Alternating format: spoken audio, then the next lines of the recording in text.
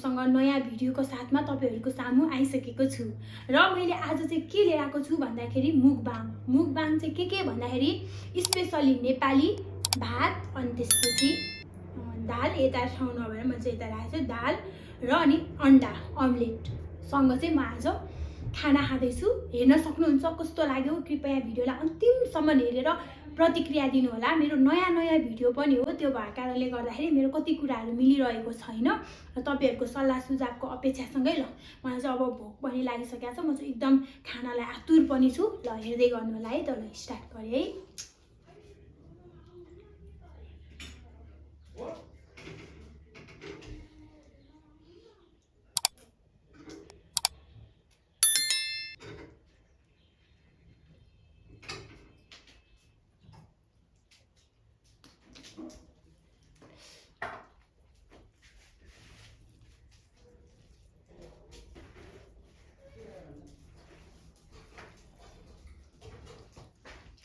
दाल भातलाई फर्स्टचोटि खाँदैछु है।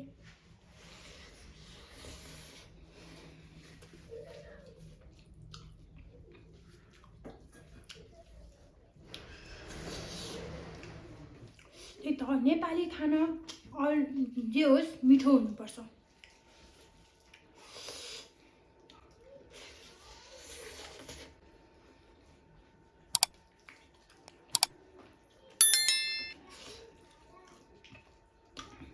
एउटा कुरा छ नि, यो अरू जे भए पनि नेपाली खानामा दाल भात कहिले छुटाउनु हुँदैन क्या।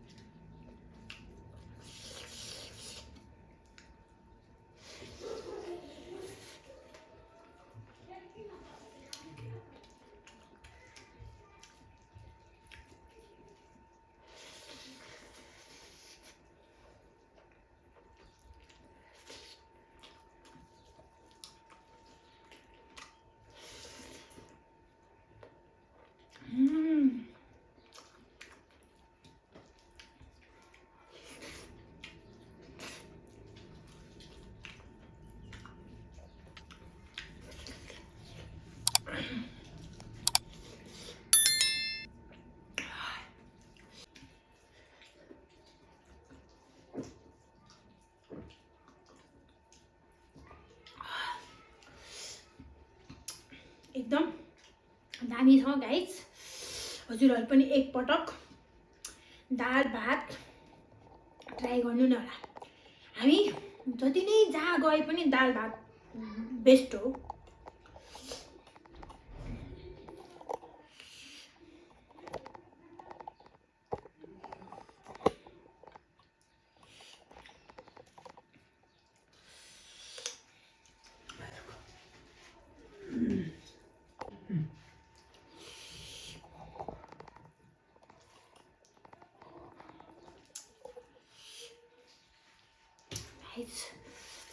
खाए है फेरि पनि।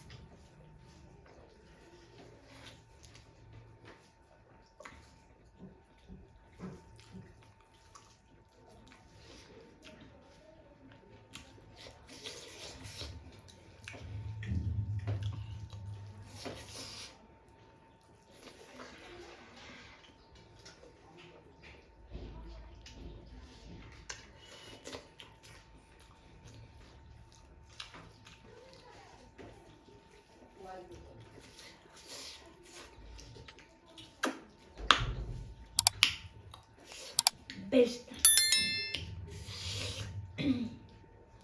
सुन्नु न, अनि यहाँ मुखमा लागिरहेछ। जुम गर्दा देख्छ होला।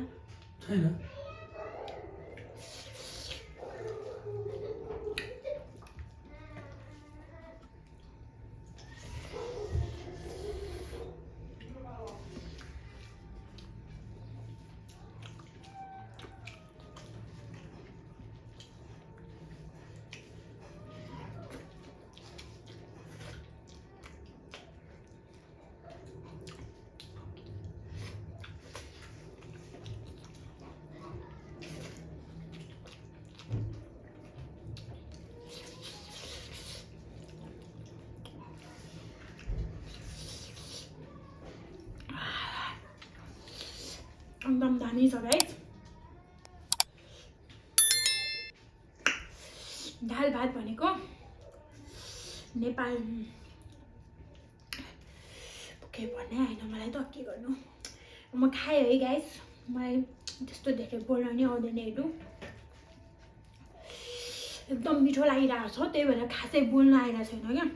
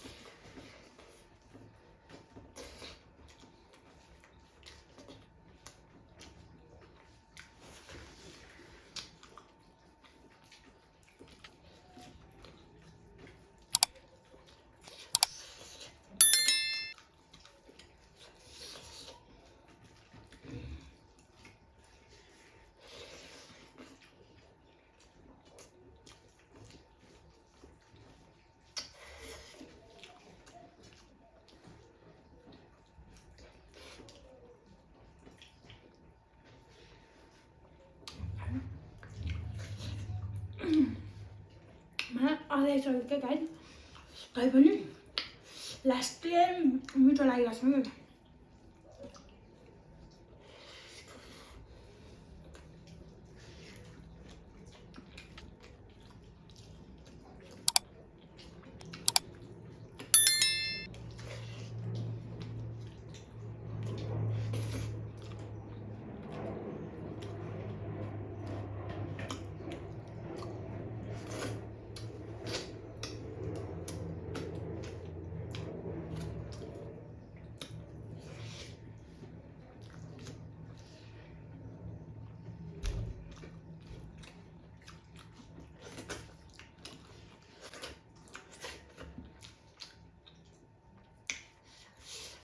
एकदम धेरै मिठो छ गाइस। यस्तो मिठो खाना खाएँ कि आज म। दाल भात एकदम धेरै मिठो छ र मैले तपाईँहरूले देख्न सक्नुहुन्छ मैले यति धेरै यो थाल भरि थियो, मैले सबै खाएर सकाइसकेँ।